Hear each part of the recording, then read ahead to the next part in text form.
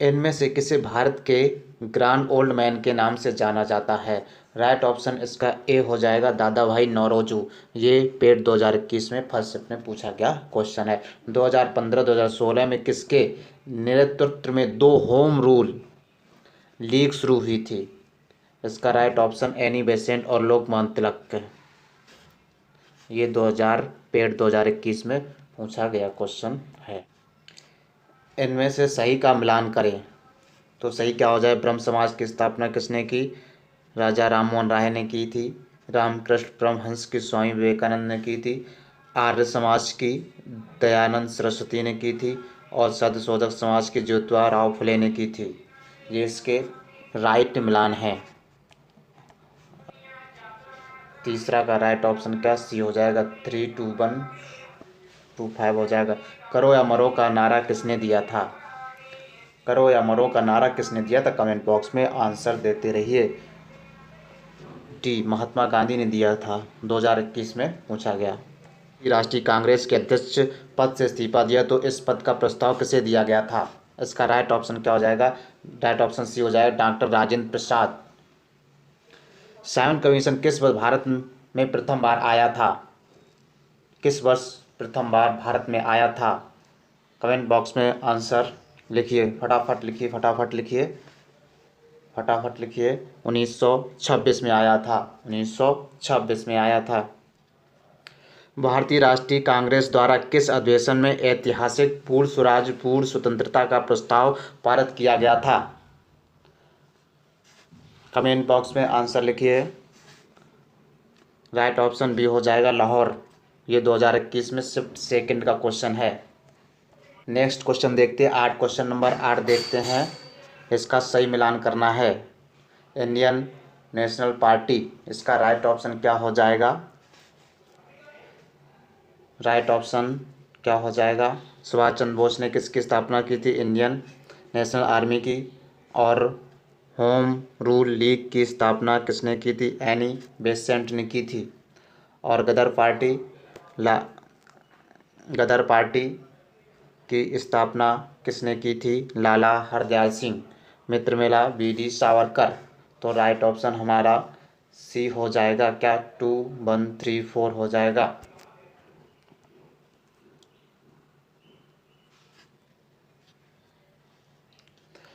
निम्न में से किसने महात्मा गांधी के खिलाफत आंदोलन से जुड़ने का विरोध किया?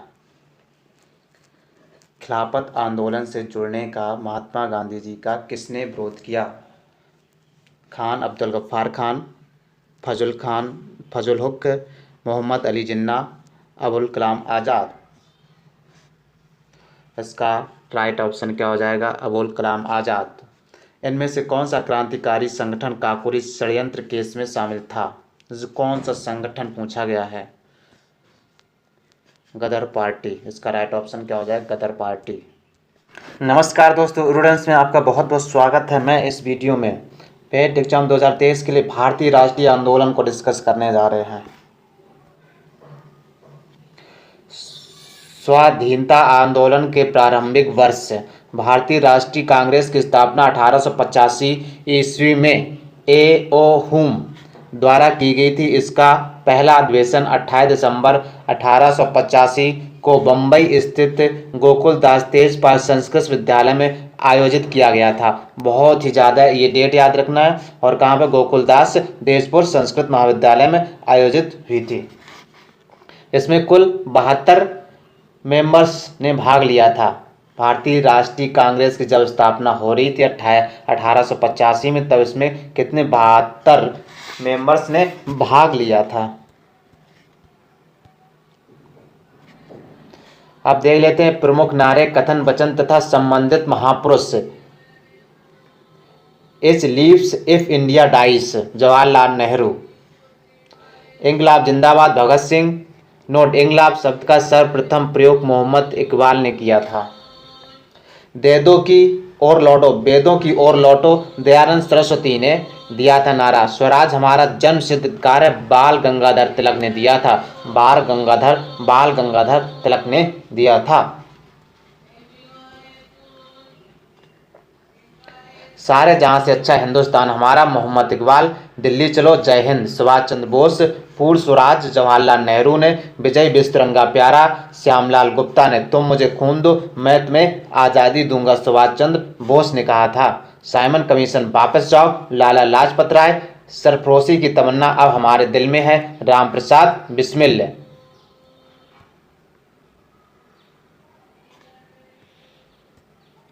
सत्यमेव जयते मुंडक उस उपनिषद से लिया गया। किससे? मुंडक उपनिषद से लिया गया। हे राम, महात्मा गांधी, वंदे मातरम, बंकिम चंद्र चटर्जी, जनगण मन, रविंद्रनाथ टैगोर, आराम हराम है, जवाहरलाल नेहरू, जय जवान जय किसान, लाल बहादुर शास्त्री, जय जवान जय किसान जय विज्ञान, अटल बिहारी वाजपेयी।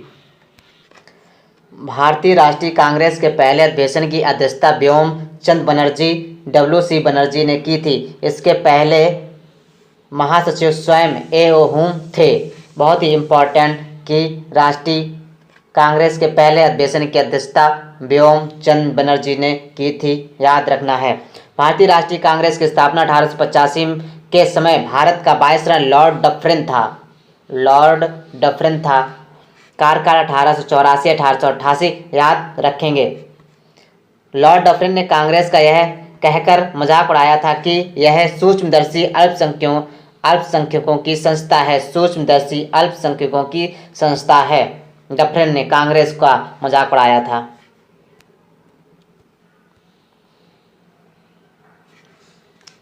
कांग्रेस का दूसरा अधिवेशन 1886 में कलकत्ता में हुआ था।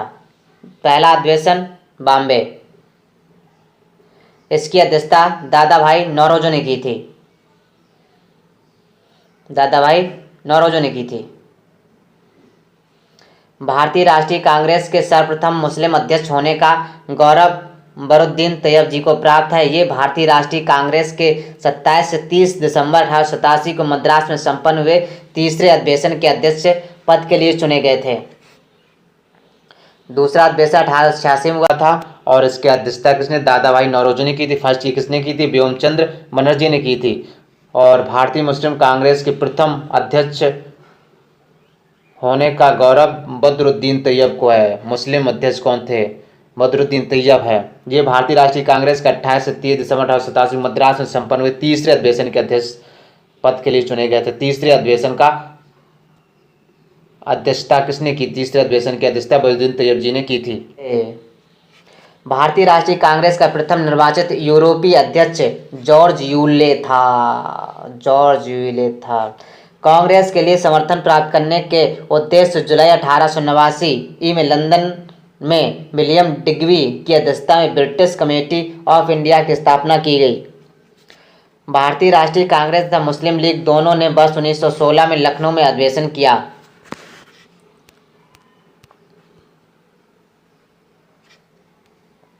कांग्रेस तथा मुस्लिम लीग के बीच लखनऊ समझौता 1916 ईस्वी में हुआ, जो कांग्रेस लीग योजना तथा लखनऊ पैक्ट के नाम से जाना जाता है। लखनऊ कांग्रेस के लखनऊ अधिवेशन की अध्यक्षता अंबिकाचरण मजूमदार ने की थी। कांग्रेस के लखनऊ अधिवेशन की अध्यक्षता अंबिकाचरण मजूमदार ने की थी। भारतीय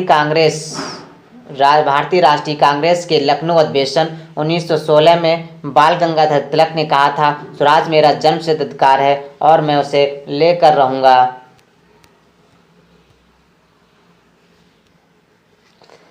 1900 ईस्वी में करजन ने कहा था, कांग्रेस अब लड़खड़ा रही है और जल्द ही गिरने वाली है। मेरा सबसे बड़ा मकसद भी यही है कि मेरे भारत प्रवास के दौरान ही इस पार्टी का अंत हो जाए। भारत की स्वतंत्रता प्राप्ति के बाद महात्मा गांधी ने भारतीय राष्ट्रीय कांग्रेस को समाप्त करने का सुझाव दिया था। लॉर्ड विलिंगटन ने कांग्रेस के 30वें अधिवेशन में भाग लिया था। इस दौरान वह बम्बई का गवर्नर था।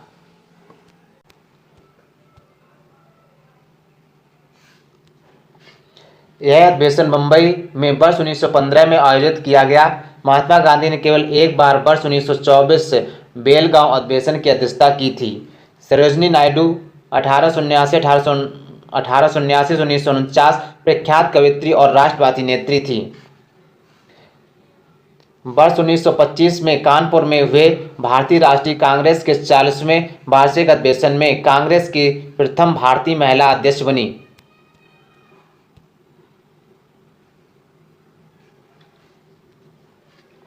वर्ष 1947-1949 सरोजिनी नायडू उत्तर प्रदेश की राज्यपाल भी रहीं। वर्ष 1940-1946 तक अबुल कलाम आज़ाद कांग्रेस अध्यक्ष रहे। जब भारत स्वतंत्र हुआ उस समय कांग्रेस के अध्यक्ष जेबी कृपलानी थे।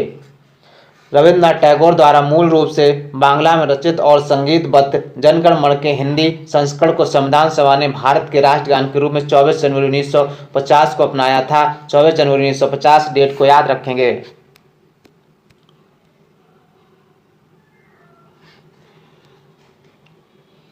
जनगणमन प्रथम 27 दिसंबर 1911 को भारतीय राष्ट्रीय कांग्रेस के कलकत्ता अधिवेशन में गाया गया था। राष्ट्रीय गान का सर्वप्रथम प्रकाशन वर्ष 1912 में तत्वबोधिनी पत्रिका में भारत विधाता नामक शीर्षक में हुआ था। राष्ट्रीय गान का अंग्रेजी अनुवाद 1919 में मॉर्निंग सॉन्ग ऑफ इंडिया नाम से प्रकाशित किया गया। इसे लगभग 52 सेकंड में गाया जाता है। भारतीय राष्ट्रीय गान को 52 सेकंड में गाया जाता है। बाल गंगाधर तिलक ने अंतिम रूप से भारतीय राष्ट्रीय कांग्रेस के अमृतसर अधिवेशन 1919 में भाग लिया था। वर्ष 1907 में कांग्रेस के सूरत अधिवेशन में कांग्रेस नरमपंथी और गर्मपंथी दो अलग अलग गुटों में विभक्त हो गई। कांग्रेस के नरम दल के प्रमुख नेता थे गोपाल कृष्ण गोखले और फिरोज शाह मेहता एवं दादा भाई नौरोजी। कांग्रेस के जो नरम दल के नेता थे गोपाल कृष्ण गोखले और फिरोज शाह मेहता एवं दादा भाई नौरोजी। उग्रवादी विचारधारा के चार प्रमुख नेता थे बाल गंगाधर तिलक, लाला लाजपत राय, विपिन चंद्र पाल, अरविंद घोष।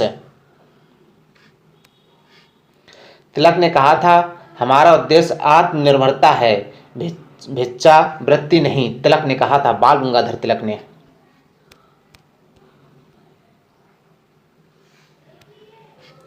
लाला लाजपत राय, बाल गंगाधर तिलक तथा विपिन चंद्र पाल को लाल बाल पाल के नाम से भी जाना जाता है। लाला लाजपत राय ने इटली के क्रांतिकारी राष्ट्रपिता मैजनी के जीवन वृत्त को पढ़ने के बाद उन्हें अपना राजनीतिक गुरु माना। वल्लभ भाई पटेल को भारतीय बिस्मार्क के रूप में जाना जाता है। सर वैलेंटाइन श्रोल ने तिलक को कहा भारत में अशांति का जन्मदाता कहा था। तिलक ने महाराष्ट्र में शिवाजी महोत्सव तथा गणपति पर्व आरंभ किए ताकि जनता में राष्ट्र सेवा की भावना जागे। बाल गंगाधर तिलक ने 1 अगस्त 1920 को हुई मृत्यु के बाद उनकी अर्थी को महात्मा गांधी के साथ मौलाना शौकत अली तथा डॉक्टर सैफुद्दीन किचलू ने उठाया था। स्वदेशी तथा सबने अवज्ञा आंदोलन, महात्मा गांधी तथा अन्य नेताओं की भूमिका। ब्रिटिश सरकार ने 20 जुलाई 1905 को बंगाल विभाजन के निर्णय की घोषणा कर दी थी। 16 अक्टूबर 1905 को बंगाल विभाजन प्रभावी हो गया। इस दिन पूरे बंगाल में शोक दिवस के रूप में मनाया गया।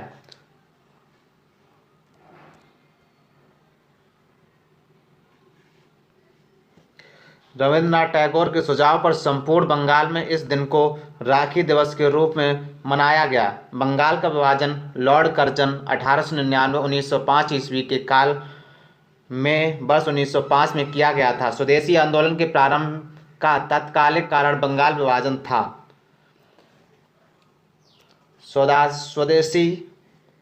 स्वदेशी आंदोलन क्यों प्रारंभ हुआ, उसका क्या कारण था? रीजन है बंगाल विभाजन। ओके,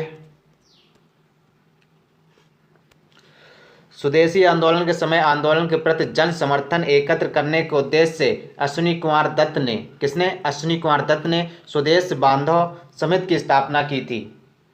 स्वदेशी आंदोलन के दौरान वंदे मातरम भारतीय राष्ट्रीय आंदोलन का शीर्षक गीत बना।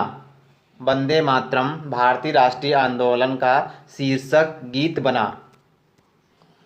ब्रिटिश पत्रकार SW नेविन्सन स्वदेशी आंदोलन से जुड़े थे। राष्ट्रीय आंदोलन के बढ़ते प्रभाव के वातावरण में अवनींद्रनाथ टैगोर ने वर्ष 1907 में अपने बड़े भाई गगनेंद्र नाथ के साथ मिलकर Indian society of oriental art की स्थापना की। दादा भाई नौरोजी को लोग श्रद्धा से भारत के वयोवृद्ध नेता grand old man of India के नाम से स्मरण करते हैं।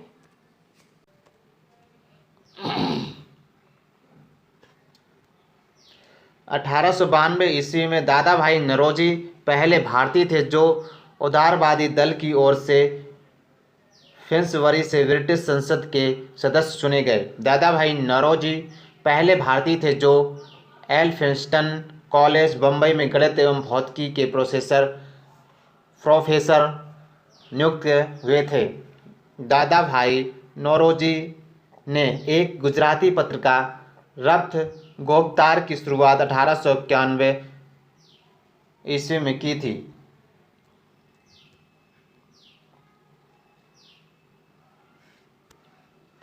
वर्ष 1907 में मुस्लिम लीग का वार्षिक अधिवेशन कराची में तथा वर्ष 1908 में अमृतसर में हुआ था। वर्ष 1908 में लंदन में मुस्लिम लीग की एक शाखा सैयद अमीर अली ने स्थापित की। वर्ष 1905 में लॉर्ड कर्जन के स्थान पर लॉर्ड मिंटो को भारत का वायसराय नियुक्त किया गया तथा जॉन मार्ले को भारत सचिव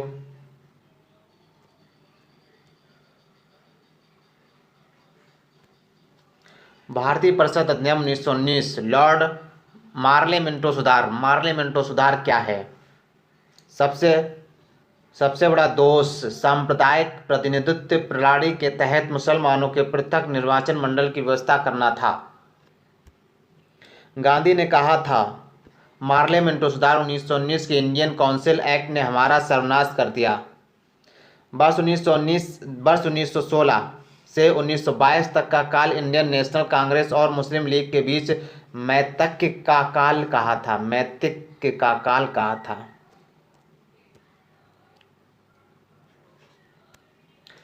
अप्रैल 1916 में तिलक ने एवं सितंबर 1916 में एनी बेसेंट ने अपनी होम रूल लीग की स्थापना की।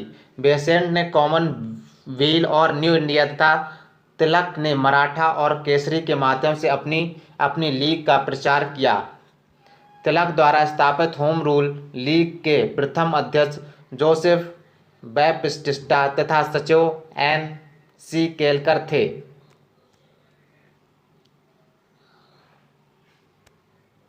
एनी बेसेंट द्वारा स्थापित लीग को सचिव जॉर्ज अम्बेडकर अरुंडेल थे। एनी बेसेंट द्वारा स्थापित लीग के सचिव एनी बेसेंट ने जो लीग स्थापित की उसके सचिव जॉर्ज अरुंडेल थे। मोहनदास करमचंद गांधी का जन्म 2 अक्टूबर 1869 को गुजरात के पोरबंदर नामक स्थान पर हुआ। उनकी प्रारंभिक शिक्षा राजकोट में हुई। महात्मा गांधी का अल्पवयी 13 वर्ष में ही कस्तूरबा गांधी के साथ विवाह हुआ था। करमचंद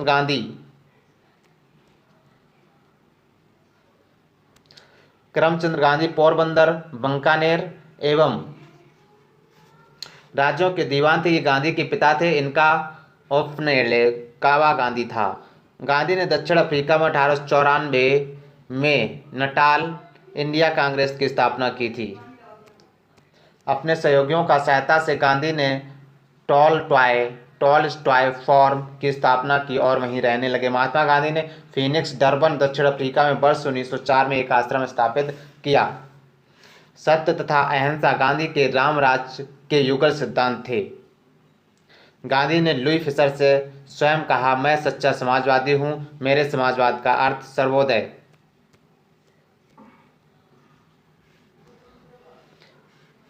गांधी के समाजवाद में मार्क्सवाद की भी झलक मिलती है। गांधी के सत्याग्रह सिद्धांत में सत्याग्रही का उद्देश्य शत्रु को पराजित करना नहीं बल्कि उसका सहृदय प्रवर्तन करके उसे अपने अनुकूल बनाना है। गांधी जी 24 वर्ष की उम्र में 1893 में एक गुजराती व्यापारी दादा अब्दुल्ला का मुकदमा लड़ने के लिए दक्षिण अफ्रीका डरबन गए थे।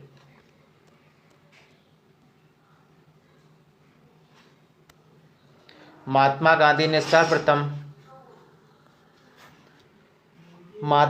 सर्वप्रथम वर्ष 1901 में आयोजित कांग्रेस के कलकत्ता अधिवेशन में भाग लिया था। महात्मा गांधी ने वर्ष 1915 में अहमदाबाद के कोचरब क्षेत्र में सत्याग्रह आश्रम की स्थापना की थी। महात्मा गांधी ने विदेशी वस्त्रों को नष्ट करने को राष्ट्र के आत्मसम्मान से जोड़ते हुए कहा था कि विदेशी वस्त्रों की बर्बादी ही उनके साथ सर्वोत्तम व्यवहार है। धर्मनिरपेक्ष लेखकों में गांधीवादी विचारधारा को थोरो, रस्किन और टॉलस्टॉय ने सबसे अधिक प्रभावित किया। गांधी जी ने थोरो से सविनय अवज्ञा और करबंदी की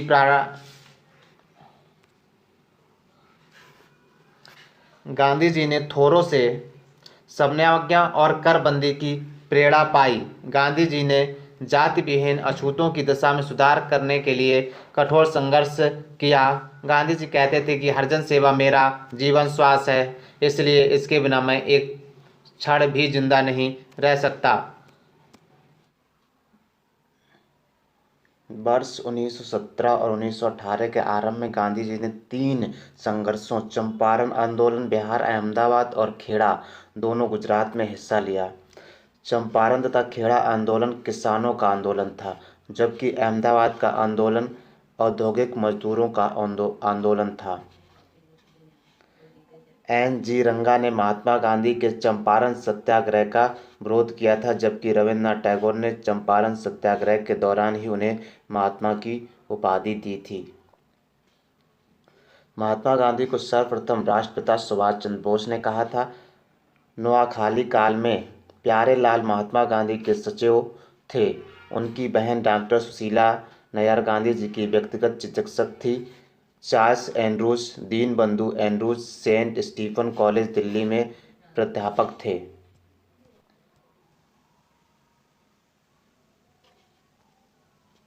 एंड्रूज वर्ष 1925 और 1927 में ऑल इंडिया ट्रेड यूनियन के अध्यक्ष भी रहे। गांधी जी ने वर्ष 1903 में जोहान्सबर्ग में अपनी लॉ कन्फर्म स्थापित की थी, जहां वे वर्ष 1910 तक रहे थे। बिहार में हुआ चंपारण सत्याग्रह भारत में गांधी जी का प्रथम सत्याग्रह था।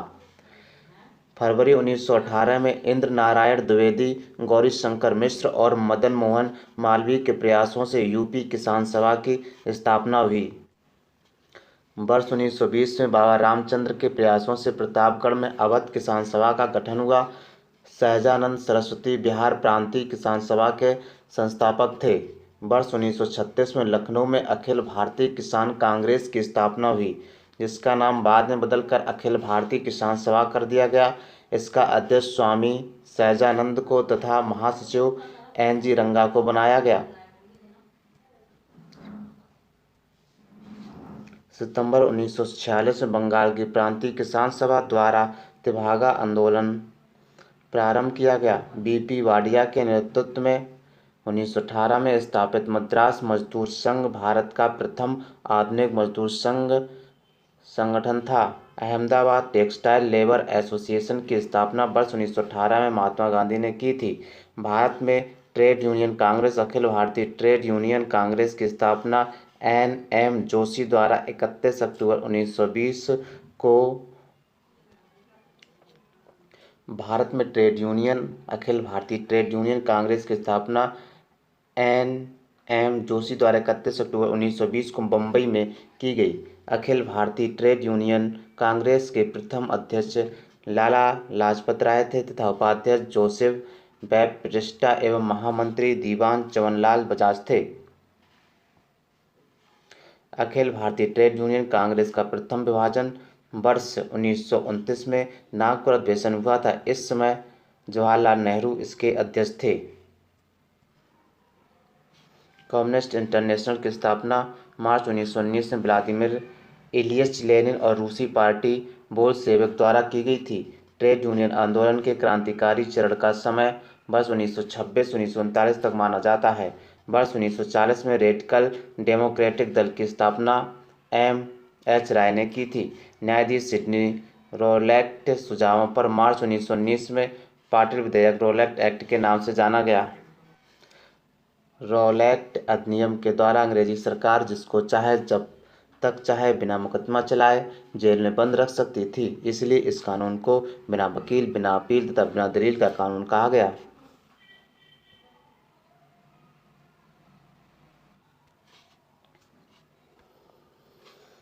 लॉर्ड चेम्सफोर्ड 1916-1921 के कार्यकाल में वर्ष 1919 में रोलेट एक्ट पारित हुआ था। 13 अप्रैल 1919 को जलियांवाला बाग नरसंहार की हृदय विदारक घटना के बाद रविन्द्रनाथ टैगोर ने ब्रिटिश सरकार द्वारा प्रदान की गई नाइट की उपाधि लौटा दी। जलियांवाला बाग हत्याकांड के विरोध में शंकरन नायर ने वायसराय की कार्यकारिणी से इस्तीफा दे दिया था। जनरल डायर को उसके अपराध के लिए नौकरी से हटना पड़ा, किंतु ब्रितानी अखबारों ने उसे ब्रिटिश साम्राज्य का रक्षक एवं ब्रितानी लॉर्ड सभा ने उसे ब्रिटिश साम्राज्य का शेर कहा। सरकार ने जनरल डायर की सेवाओं के लिए उसे मान की तलवार की उपाधि दी।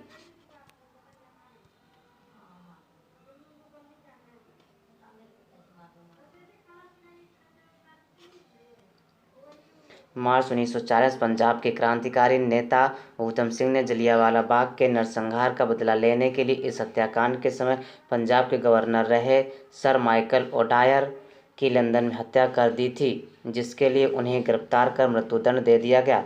जलियांवाला बाग नरसंहार 13 अप्रैल 1919 पर कांग्रेस जांच समिति की रिपोर्ट के प्रारूप को लिखने का कार्य महात्मा गांधी को सौंपा गया।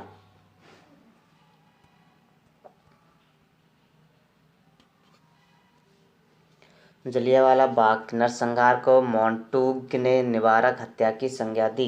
दीनबंधु C.A. पेनरोज ने जलियांवाला बाग हत्याकांड को जानबूझकर की गई क्रूर हत्या कहा था। खिलाफत आंदोलन प्रारंभ करने का श्रेय मुख्यतः अली बंधुओं शौकत अली एवं मोहम्मद अली को दिया जाता है। दिल्ली में 23 नवंबर 1919 को होने वाले खिलाफत कमेटी के सम्मेलन की अध्यक्षता महात्मा गांधी को प्रदान की गई।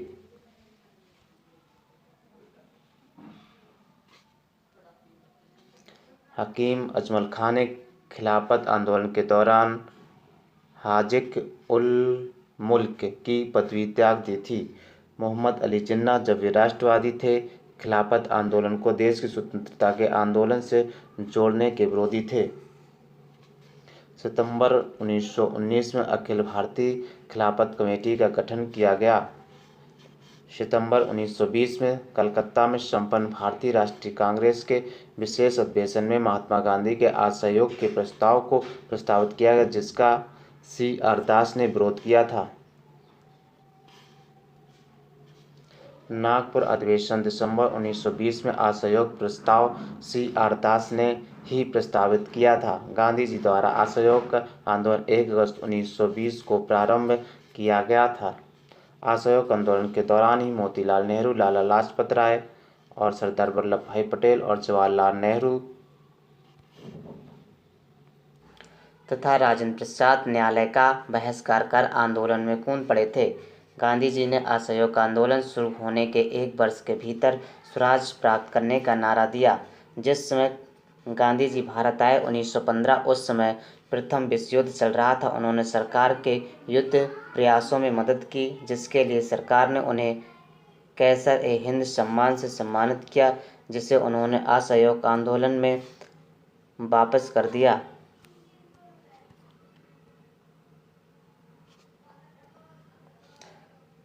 जमनालाल बजाज ने अपनी राय बहादुर की उपाधि वापस कर दी। चौरी चौरा कांड की वास्तविक तिथि 4 फरवरी 1922 है। चौरी चौरा कांड से क्षुब्ध होकर महात्मा गांधी ने असहयोग आंदोलन वापस ले लिया।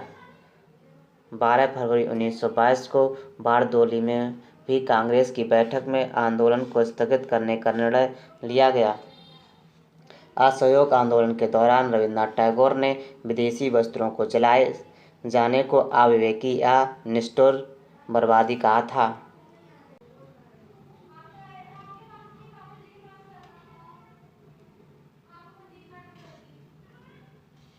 असहयोग आंदोलन 1920-1922 के दौरान काशी विद्यापीठ बनारस में वर्ष 1921 में, गुजरात विद्यापीठ अहमदाबाद में वर्ष 1920 में तथा जामिया मिलिया इस्लामिया अलीगढ़ में वर्ष 1920 में, जो बाद में दिल्ली ले जाया गया, स्थापित हुए। C.R. दास इस दौरान वे कांग्रेस के अध्यक्ष थे, ने कांग्रेस की अध्यक्षता से त्यागपत्र दे दिया और जनवरी 1923 में मोतीलाल नेहरू के साथ मिलकर स्वराज पार्टी की स्थापना की। C.R. दास स्वराज पार्टी के अध्यक्ष तथा मोतीलाल नेहरू इसके वर्ष 1925 में विट्ठल भाई पटेल का सेंट्रल लेजिस्लेटिव केंद्रीय विधानमंडल असेंबली का अध्यक्ष चुना जाना स्वराजियों की एक महत्वपूर्ण उपलब्धि थी। चित्तरंजन दास को देशबंधु के नाम से जाना जाता था। चित्तरंजन दास इंग्लैंड से वकालत की पढ़ाई करने के बाद स्वदेश आकर बैरिस्टर हो गए तथा वकील के रूप में इनकी सबसे बड़ी सफलता अलीपुर बमकांड केस में अरविंद घोष का बचाव करना था।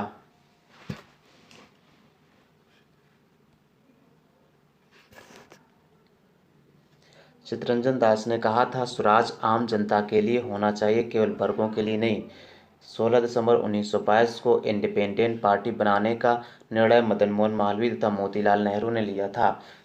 जॉन साइमन की अध्यक्षता में गठित साइमन आयोग में कुल 7 सदस्य थे। कितने? कुल 7 सदस्य थे। चूंकि इसमें सभी सदस्य अंग्रेज थे तथा कोई भी भारतीय इसका सदस्य नहीं था, इसलिए भारतीयों ने इसे श्वेत कमीशन कहकर इसका बहिष्कार एवं विरोध किया। साइमन कमीशन के अध्यक्ष सर जॉन साइमन उदारवादी दल लिबरल पार्टी के सदस्य थे, जबकि भारत की स्वतंत्रता 1947 के समय ब्रिटिश प्रधानमंत्री क्लीमेंट एटली इस कमीशन लेबर पार्टी के सदस्य के रूप में शामिल थे। लाहौर में साइमन कमीशन विरोधी जुलूस का नेतृत्व करते समय पुलिस के लाठीचार्ज में लाला लाजपत राय गंभीर रूप से घायल हो गए। साइमन कमीशन 1927 के प्रत्युत्तर में नेहरू रिपोर्ट 1928 में तैयार की गई थी।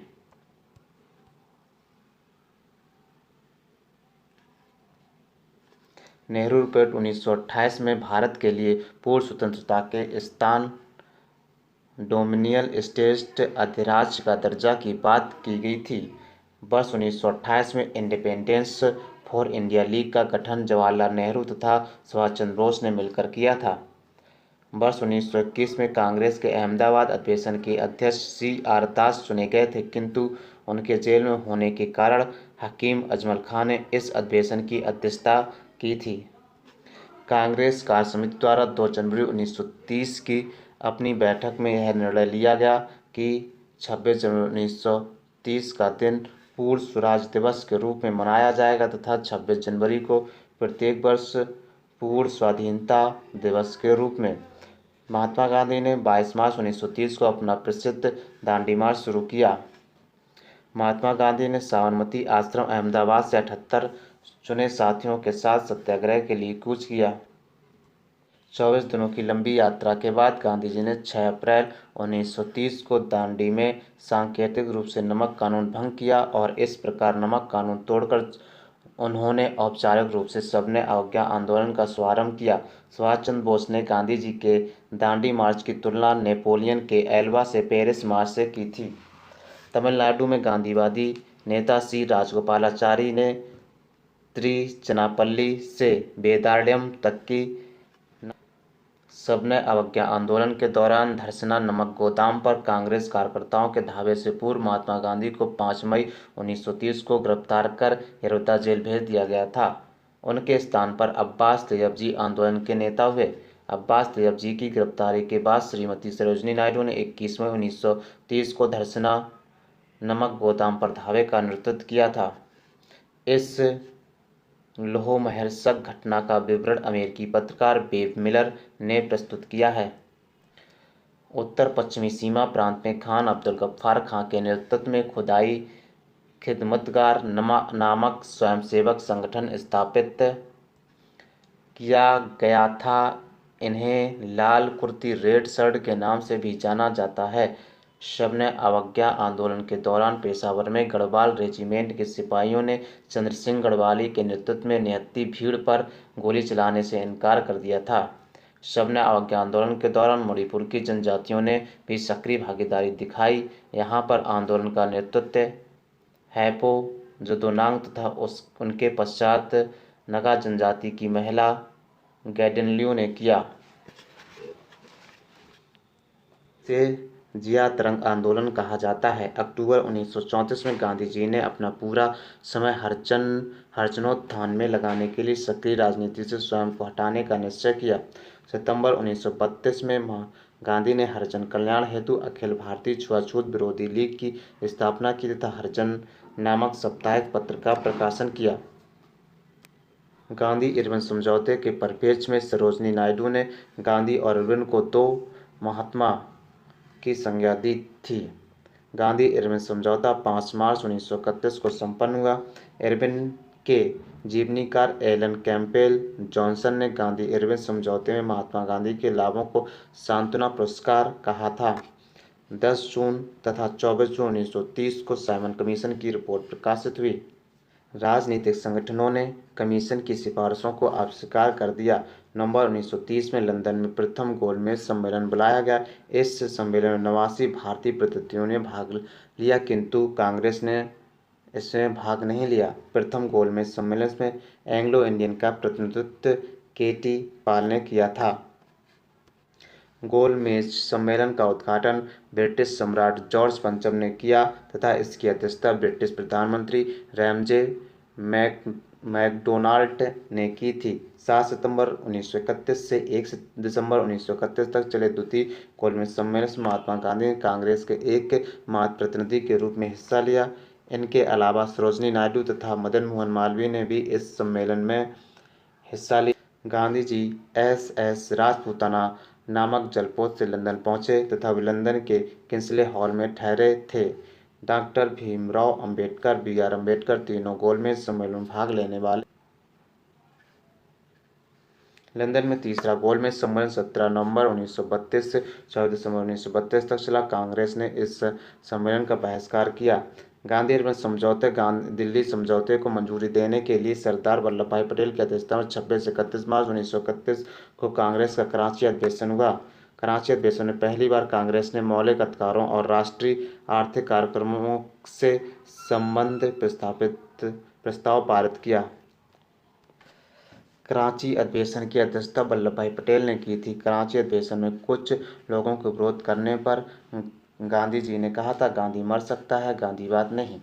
यह पहला अवसर था जब पूर्ण स्वराज को कांग्रेस द्वारा परिभाषित किया गया।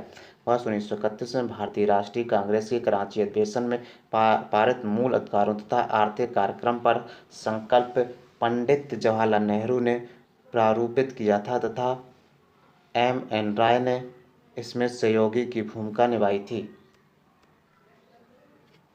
सुभाष चंद्र बोस ने भारतीय राष्ट्रीय कांग्रेस के कराची अधिवेशन 1931 को महात्मा गांधी की लोकप्रियता और सम्मान की पराकाष्ठा माना है। 16 अगस्त 1932 को रैमजे मैकडोनाल्ड ने अपने सांप्रदायिक अधिनिर्णय की घोषणा की, जिसे सांप्रदायिक पंचायत या कम्युनल अवार्ड कहा गया। गांधी जी ने अपना पहला आमरण अनशन फास्ट अनटू डेथ 20 सितंबर 1932 को कलकत्ता जेल में रहते हुए ब्रिटिश प्रधानमंत्री रैमजे मैकडोनाल्ड के सांप्रदायिक निर्णय कम्युनल अवार्ड के विरुद्ध प्रारंभ किया। 24 दिसंबर 1932 को पूना समझौता हस्ताक्षरित हुआ। दलित वर्ग की ओर से डॉक्टर अम्बेडकर तथा हिंदू जाति की ओर से पंडित मदन मोहन मालवीय ने पूना समझौते पर हस्ताक्षर किए। सांप्रदायिक अवार्ड में प्रांतीय विधानमंडलों में दलितों के लिए सुरक्षित सीटों की संख्या 71 थी, जिसे पूना पैक्ट ने बढ़ाकर 148, मद्रास 30 और सिंध शायद 15 तथा पंजाब 8, बिहार और उड़ीसा 18, मध्य प्रांत 20 और असम 7, बंगाल 30 एवं संयुक्त प्रांत 20 कर दिया गया। दलित वर्गों का संघ की स्थापना बाबू जगजीवन राम ने। All India schedule caste federation की स्थापना डॉक्टर बी.आर. अम्बेडकर ने वर्ष 1942 में की थी तथा all India depressed classes association की स्थापना वर्ष 1926 में M.C. राजा की अध्यक्षता में की थी। 14 अगस्त 1931 बम्बई महात्मा गांधी से वार्ता के दौरान डॉक्टर ने कहा था कि इतिहास बताता है कि महात्मा गांधी क्षणिक भूत की भांति धूल उठाते हैं लेकिन स्तर नहीं उठाते। जयप्रकाश नारायण को लोक नायक के रूप में भी जाना जाता है। वर्ष 1935 के भारत सरकार अधिनियम के आधार पर फरवरी 1937 प्रांतीय विधानमंडलों के चुनाव हुए, जिनमें कांग्रेस ने अपने प्रतिनिधि दलों का सफाया करते हुए 5 प्रांतों मद्रास, बिहार तथा मध्य प्रांत, संयुक्त प्रांत तथा उड़ीसा में पूर्ण बहुमत प्राप्त किया।